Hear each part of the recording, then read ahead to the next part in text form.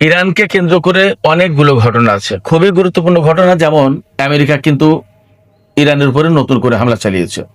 ইরানের অন্তত 3টি শহরে হামলা চালিয়েছে আমেরিকা, এবং কিশ দ্বীপে একটি বেসামরিক পরিবারের 3 সদস্য, স্বামী স্ত্রী এবং তাদের 2 বছরের একটি মেয়ে মারা গেছেন। এরপরে সৌদি আরবের প্রিন্স সুলতান এয়ারবেজে হামলা হয়েছে, সেখানে ক্ষেপণাস্ত্র হামলা হয়েছে। এছাড়া সৌদি আরব ইরাকের উপর হামলা চালিয়েছে।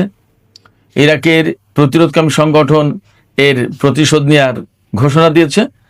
ইরাকে যে হামলা চালিয়েছে সৌদি আরব এবং আমেরিকা মিলে, তাতে তো ইরানের আইআরজিসির 4 সদস্য তারা কিন্তু মারা গেছেন। এপাশে সবচেয়ে বড় ঘটনা যেটা নতুন করে খবর বের হয়েছে, 56 ঘন্টায় চায়না থেকে 16টি কার্গো বিমানে করে অস্ত্র এসেছে ইরানে।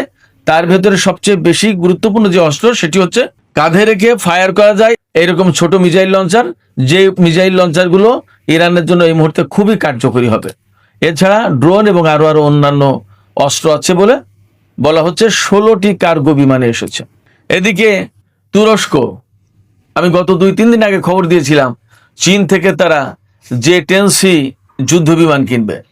আজকের খবর হচ্ছে তারা শুধু J-10C না, J-35 যুদ্ধ বিমান কিনবে। এই J-35 হচ্ছে আমেরিকার F-35 এর চেয়েও উন্নত, এবং যথারীতি এরদোগান চীনকে ইউয়ানে অর্থাৎ চীনা মুদ্রায় অর্থ পরিশোধ করবে, ডলারে না। এই রকমের অনেকগুলো ভূ রাজনীতির জন্য খুবই গুরুত্বপূর্ণ, খুবই সেন্সিটিভ, স্পর্শকাতর এইরকম কিছু খবর আছে। দর্শক, এই বিষয়গুলো নিয়ে এখন আমি আলোচনা করব। আশা করি আপনারা শেষ পর্যন্ত সঙ্গে থাকবেন, আর ভিডিও ভালো লাগলে লাইক, কমেন্ট, শেয়ার করবেন এবং চ্যানেলটি সাবস্ক্রাইব করে সাথেই থাকবেন। দর্শক, চলুন বিস্তারিত আলোচনা করি। আলোচনার প্রথমে বলতে হবে, আমেরিকা এবং ইরানের মধ্যে নতুন করে কিন্তু যুদ্ধ শুরু হয়েছে আবার। ইরান গত পরশু রাতে জর্দানের মুওয়াফাক আল সালতি বিমানবন্দরে হামলা চালিয়েছিল, এবং সেটা ছিল আকস্মিক হামলা। এবং ওই হামলা ছিল ইরানের পক্ষ থেকে বলা যায় ভিন্নতর হামলা। কেন ভিন্নতর হামলা বলছি? ভিন্নতর হামলা বলছি এই কারণে, ইরান এতদিন যুদ্ধ করেছে আমেরিকার সাথে, আমেরিকা হামলা চালিয়েছে, তার জবাব দিয়েছে ইরান।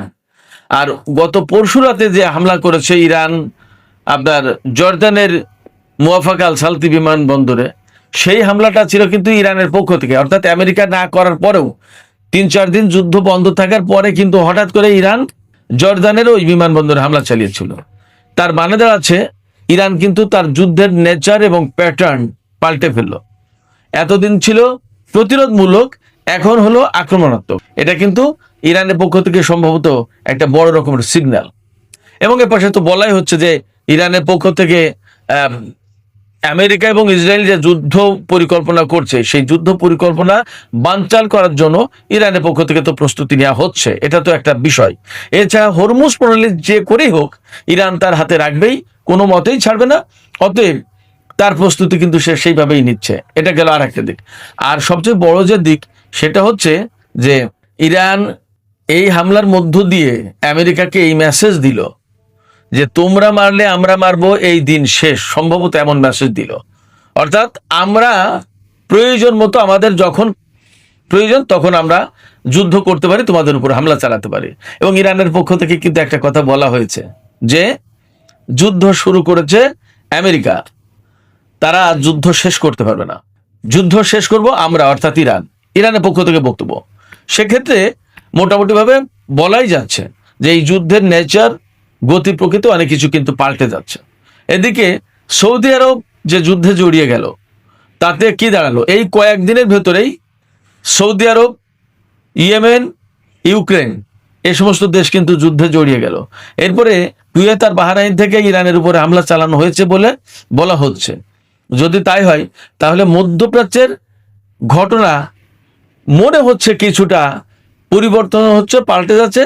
হয় মধ্যপ্রাচ্যের এই মুসলিম দেশগুলো, আরব দেশগুলো ইরানের বিরুদ্ধে শক্ত অবস্থান নিতে যাচ্ছে, আর না হয় অন্য কোনো খেলা খেলছে, যার কারণে হয়তো, আমি জানি না এটা এমন হতে পারে কিনা, তাদের কৌশল কিনা, যে যেভাবে হোক আরো ইরানকে আরো উত্তেজিত করে আরো হামলা চালিয়ে মধ্যপ্রাচ্যে আমেরিকার অবস্থানটাকে একেবারে জিরো করে ফেলার ব্যবস্থা। এমনটা নাও হতে পারে, দেখা গেল যে সত্যি সত্যিই তারা ইরানের সাথে শত্রুতা করছে, এমনও হতে পারে। আবার এমন ব্যাখ্যাও আছে, আমি নিজে একদিন বলেছিলাম যে হরমুজ প্রণালী বন্ধের পাশাপাশি বাব আল মানদেব প্রণালী বন্ধ করে দিয়ে আমেরিকাকে প্রচন্ড রকমের চাপে ফেলে, আরো যুদ্ধের ভেতরে ফেলে আমেরিকার এই অঞ্চলের অর্থাৎ মধ্যপ্রাচ্য অঞ্চলের যত ঘাঁটি আছে সমস্ত সবগুলোকে একেবারে তছনছ করে দেওয়ার ব্যবস্থা করে এই অঞ্চল থেকে তারা হয়তো সবাই মিলে বিদায় দিতে চাচ্ছে। কিন্তু সৌদি আরব, কুয়েত এরা হয়তো সরাসরি বলতে পারছে না, কাতার, বাহরাইন, কুয়েত হয়তো এই সমস্ত দেশ বলতে পারছে না, কিন্তু ইরানকে দিয়ে ইনডাইরেক্টলি হয়তো সেই কাজটা করানোর চেষ্টা করছে, এমন হলেও হতে পারে, জানি না। যুদ্ধ পরিস্থিতির বিষয়টা ভিতরে আসলে অ্যাকুরেটলি বলা খুব কঠিন ব্যাপার, কারণ কখন কোন পরিস্থিতিতে কি হয় এটা বলা কঠিন ব্যাপার। আর একটা ব্যাপার হচ্ছে যে কার পলিটিক্স, কার স্বার্থ যে কোন জায়গায়, এবং কে কার হয়ে কখন কোনভাবে দাবার ঘুটি যে চালে পাল্টায় বলা মুশকিল। সেই জন্য আমি বলবো যে যে কোনো সম্ভাবনায় হতে পারে। তবে যদি সৌদি আরব অ্যাকচুয়ালি ইরানপন্থী যে সমস্ত বিপ্লবী বা প্রতিরোধকামী সংগঠন আছে, যেখানে ইরানের 4 জন IRGC সদস্য মারা গেছে, ব্যাপারটা যদি এরকম হয় তাহলে ইরানের পক্ষ থেকে কিন্তু কড়া জবাব হবে, এবং সম্ভবত সৌদি আরব বড় রকমের হামলার মুখে পড়তে পারে, কিছু বলা যাচ্ছে না। সৌদি আরবকে হয়তো আর ইরান ছাড় নাও দিতে পারে, যদি ব্যাপারটা অ্যাকচুয়ালি সৌদি আরব জেনে বুঝে ইচ্ছাকৃতভাবে এই কাজগুলো করে থাকে। আবার অনেক সময় এমন হয় যে দেখা গেল সৌদি আরব থেকে বিমান উড়েছে ঠিকই, কিন্তু আমেরিকায় হামলা চালিয়েছে। বোঝা মুশকিল, এই সিচুয়েশনে যাচাই বাছাই করা মুশকিল। এখনো ইরানের পক্ষ থেকে পরিষ্কার বলা হয়, দেখা যাক কি হয়, আমরা অপেক্ষা করছি। এদিকে চীনের পক্ষ থেকে এই খবরটা অনেকগুলো মাধ্যমে এসেছে যে চীনের পক্ষ থেকে 56 ঘন্টায় অন্তত 16টা কার্গো বিমান ইরানে নেমেছে, এবং তাতে আনা হয়েছে বিপুল পরিমাণে অস্ত্র। এবং মেইন স্ট্রিম মিডিয়া যেগুলো, তাতেও খবর আসছিল, গত 2-3 দিন ধরে, যে চীন থেকে ইরান সম্ভবত কয়েক কোটি ডলারের চুক্তি করেছে, যে চুক্তির আওতায় ইরান চীন থেকে কাঁধে রেখে ফায়ার করা যায় ওই শোল্ডার মিসাইল কিনবে, যাতে এই শোল্ডার মিসাইল কিনলে কি হবে, খুব দ্রুত একেবারে তাৎক্ষণিকভাবে ফায়ার করা যায়। মানে এর জন্য খুব বড় প্রস্তুতির কোনো প্রয়োজন নেই, লঞ্চার ঠিক করা, অনেক ব্যাটারি এটা সেটা কোনো কিছু চার্জ দেওয়া, এগুলো কিছুই লাগে না, একেবারে জাস্ট কাঁধে নিয়েই শুট করা যায়। কাকে শুট করবে?